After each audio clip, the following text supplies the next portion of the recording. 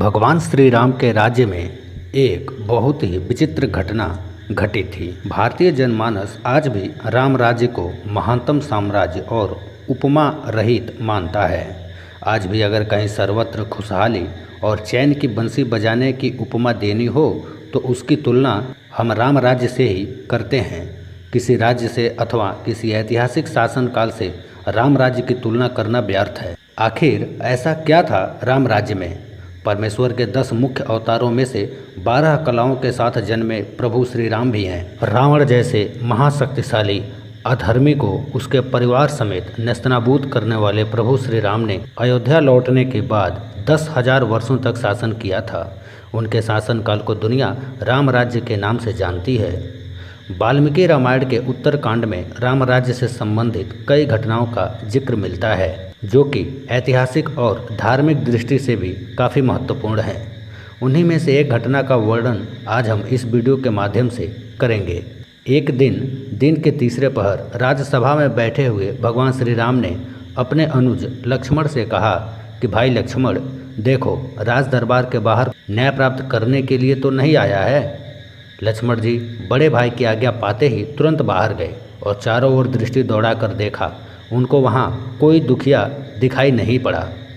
लक्ष्मण जी राजमहल में वापस आकर भगवान श्री राम से बोले कि भैया, बाहर तो ऐसा कोई भी मानव नहीं है जो क्षुब्ध हो या दुखी हो और कुछ निवेदन करने के लिए आया हो। लक्ष्मण जी के वचन से राजा राम को संतोष नहीं हुआ।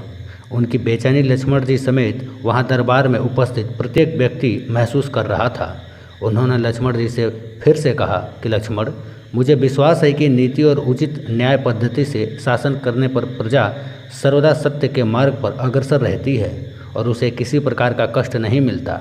यह सब होते हुए तुम प्रजा के हित चिंतन में सर्वदा सक्रिय रहना।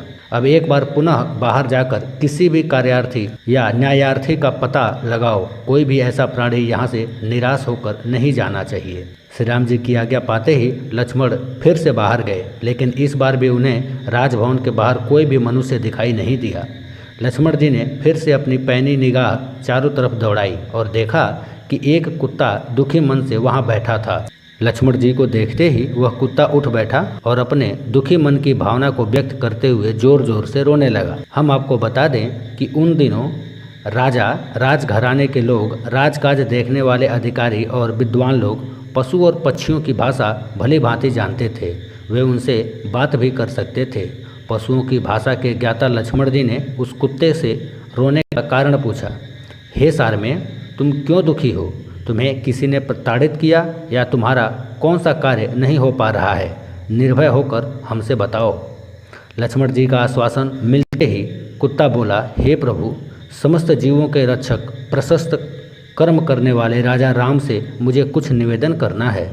कुत्ते की बात सुनकर लक्ष्मण जी ने उस कुत्ते से कहा, आओ मेरे साथ। राज्यसभा में प्रवेश करने के पहले लक्ष्मण जी ने कुत्ते से कहा कि हे सारमेय, राजा राम के सामने जो कुछ कहना सत्य सत्य कहना। लक्ष्मण जी की बात सुनकर कुत्ता ठिठका और उनसे कहा, हे नाथ, देव मंदिर, राजभवन तथा ब्राह्मण, अग्नि, इंद्र, सूर्य आदि के निवास स्थान पर मेरे जैसे जीवों का जाना उचित नहीं होता। मैं राजा राम के महल में कैसे जा सकता हूँ? राजा शरीरधारी स्वयं धर्म का अवतार माना जाता है और फिर राजा राम तो सर्वोपरि हैं। प्रजा के रक्षक, नीतिज्ञ और सत्यवादी समदर्शी हैं। वही चंद्र, सूर्य, वरुण और अग्नि हैं। श्री लक्ष्मण, आप तुरंत राजा राम से मेरे लिए आज्ञा प्राप्त कीजिए। बिना उनकी आज्ञा के मैं उनकी राज्यसभा में प्रवेश नहीं कर सकता। लक्ष्मण जी तुरंत राजभवन में आए और राजा राम से बोले, भैया, राजभवन के बाहर एक कुत्ता है। वह आपसे कुछ निवेदन करना चाहता है, प्रतीक्षा कर रहा है। यदि आज्ञा हो राजमहल में बुला लूँ। लक्ष्मण जी की बात सुनकर भगवान राम ने तुरंत लक्ष्मण से कहा, लक्ष्मण, तुरंत उस सारमेय को राजभवन के अंदर ले आओ। उसे मुझसे न्याय प्राप्त करने का पूरा अधिकार है। राज्य का कोई भी जीव हो, उसको मुझसे निवेदन करने और न्याय प्राप्त करने का मानव की ही भांति अधिकार है। लक्ष्मण जी कुत्ते को लेकर राजभवन में पहुंच जाते हैं। राजा राम के पास पहुंचते ही वह कुत्ता अस्वस्थ हो गया। श्री राम ने कुत्ते से पूछा, सारमेय, तुम जो कुछ भी कहना चाहते हो निडर होकर कहो। कुत्ते के सिर पर चोट थी। उसके सिर पर लगी चोट को देखकर भगवान राम का ध्यान उधर गया। श्री राम का ध्यान अपनी ओर आकृष्ट देखकर कुत्ते ने उनसे निवेदन किया, हे प्रभु, राजा ही समस्त प्राणियों का रक्षक और स्वामी होता है। प्रजा जब सोती है तब राजा जाग कर प्रजा की रक्षा करता है। हे राघव, आप तो समस्त प्राणियों के प्राण हैं। आप ही हमारे कर्ता धर्ता और रक्षक हैं, त्राता हैं, विधाता हैं। आप श्रेष्ठ जनों द्वारा आचरित कर्म करते हैं। आप धर्मात्मा और सद्गुणों के सागर हैं। यदि मैंने कोई अनुचित बात यहाँ पर कह दी या आगे मेरे जीवा से निकल जाए तो आप उसे क्षमा कीजिएगा। मैं सिर झुकाकर आपका अभिवादन करता हूँ। कुत्ते के मुख से यह वचन सुनकर श्रीराम थोड़ा अधीर होकर गंभीर वाणी में कुत्ते से बोले, हे सार में, शीघ्र निडर होकर बोलो, तुम क्या चाहते हो? कुत्ता बोला, हे राजन, धर्म से ही राज्य की प्राप्ति होती है, धर्म से ही प्रजा का पालन होता है और धर्म से ही राजा प्रजा वत्सल और शरणागत वत्सल बनता है। राजा प्रजा के समस्त भय को दूर करता है। इन सारी बातों को ध्यान में रखकर मेरा जो कार्य है उसे आप समझ लें। कुत्ता बोला, हे राम, मैं न्याय चाहता हूँ। मेरे साथ बेवजह हिंसा की गई है।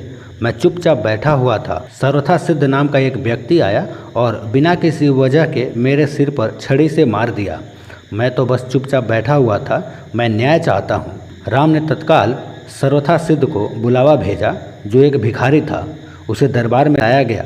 श्री राम ने पूछा, तुम्हारी कहानी क्या है? यह कुत्ता कहता है कि तुमने बिना वजह उसे मारा है। सर्वथा सिद्ध बोला, हाँ, मैं इस कुत्ते का अपराधी हूँ। मैं भूख से बौखला रहा था, मैं गुस्से में था, निराश था। यह कुत्ता मेरे रास्ते में बैठा हुआ था, इसलिए मैंने बेवजह निराशा और गुस्से में इस कुत्ते के सिर पर मार दिया। आप मुझे जो भी सजा देना चाहें दे सकते हैं। फिर श्री राम ने यह बात अपने मंत्रियों और दरबारियों के सामने रखा और बोले, आप लोग इस भिखारी के लिए क्या सजा चाहते हैं? उन सब ने इस बारे में सोचकर कहा, 1 मिनट रुकिए, यह बहुत ही पेचीदा मामला है। पहले तो इस मामले में एक इंसान और एक कुत्ता शामिल है, इसलिए हम सामान्य तौर पर जिन कानूनों को जानते हैं वे इस पर लागू नहीं होंगे। इसलिए राजा होने के नाते यह आपका अधिकार है कि आप फैसला सुनाएं। फिर श्री राम ने कुत्ते से पूछा, तुम क्या कहते हो? क्या तुम्हारे पास कोई सुझाव है? कुत्ता बोला, हाँ, मेरे पास इस व्यक्ति के लिए एक उपयुक्त सुझाव है। इसे कालिंजर मठ का मुख्य महंत बना दिया जाए। श्री राम ने कहा, तथास्तु। और भिखारी को प्रसिद्ध कालिंजर मठ का मुख्य महंत बना दिया गया। श्री राम ने उसे एक हाथी दिया। भिखारी इस सज़ा से बहुत प्रसन्न होते हुए हाथी पर चढ़कर खुशी खुशी मठ चला गया। दरबारियों ने कहा, यह कैसा फैसला है? क्या यह कोई सज़ा है? वह आदमी तो बहुत खुश है। फिर श्री राम ने कुत्ते से पूछा, क्यों नहीं तुम ही इसका मतलब बताते? कुत्ते ने कहा, पूर्व जन्म में मैं कालिंजर मठ का मुख्य महंत था और मैं वहाँ इसलिए गया था क्योंकि मैं अपने आध्यात्मिक कल्याण और उस मठ के लिए सच्चे दिल से समर्पित था, जिसकी बहुत से दूसरे लोगों के आध्यात्मिक कल्याण में महत्वपूर्ण भूमिका थी। मैं वहाँ खुद के और हर किसी के आध्यात्मिक कल्याण के संकल्प के साथ वहाँ गया। मैंने अपनी पूरी कोशिश की, मगर जैसे जैसे दिन बीते धीरे धीरे दूसरे छिटपुट विचारों ने मुझे प्रभावित करना शुरू कर दिया। मुख्य महंत के पद के साथ आने वाले नाम और ख्याति ने कहीं न कहीं मुझ पर असर डालना शुरू कर दिया। कई बार मैं नहीं, मेरा अहम काम करता था। कई बार मैं लोगों की सामान्य स्वीकृति का आनंद उठाने लगता था। लोगों ने मुझे एक धर्मगुरु की तरह देखना शुरू कर दिया। अपने अंदर मैं जानता था कि मैं धर्मगुरु तो नहीं हूँ, मगर मैंने किसी धर्मगुरु की तरह बर्ताव करना शुरू कर दिया और उन सुविधाओं की मांग करना शुरू कर दिया जो आमतौर पर किसी धर्मगुरु को मिलनी चाहिए। मैंने अपने संपूर्ण रूपांतरण की कोशिश नहीं की, मगर उसका दिखावा करना शुरू कर दिया और लोगों ने भी मेरा समर्थन किया। ऐसी चीज़ें होती रही और धीरे धीरे अपने आध्यात्मिक कल्याण के लिए मेरी प्रतिबद्धता घटने लगी और मेरे आसपास के लोग भी कम होने लगे। कई बार मैंने खुद को वापस लाने की कोशिश की, मगर अपने आसपास जबरदस्त स्वीकृति को देखते हुए मैं कहीं खुद को खो बैठा था। इस भिखारी सर्वथा सिद्ध में गुस्सा है, अहम है, वह कुंठित भी है, इसलिए मैं जानता हूँ कि वह भी खुद को वैसा ही दंड देगा जैसा मैंने दिया था। इसलिए यह उसके लिए सबसे अच्छी सजा है। उसे कालिंजर मठ का मुख्य महंत बनने दीजिए। दोस्तों, हम आपको बता दें, श्री राम के आने से पहले भी कालिंजर मठ का खूब नाम था। पुराणों में श्री राम के बारे में एक बहुत ही सुंदर कहानी है। प्राचीन काल में इस देश के उत्तरी भाग में एक बहुत प्रसिद्ध मठ था जिसे कालिंजर मठ के नाम से जाना जाता था। कालिंजर मठ उस समय का एक प्रसिद्ध मठ था। यह रामायण काल से बहुत ही पहले की बात है उस भिखारी को उसी कालिंजर मठ का महंत बनने की सजा दी गई थी।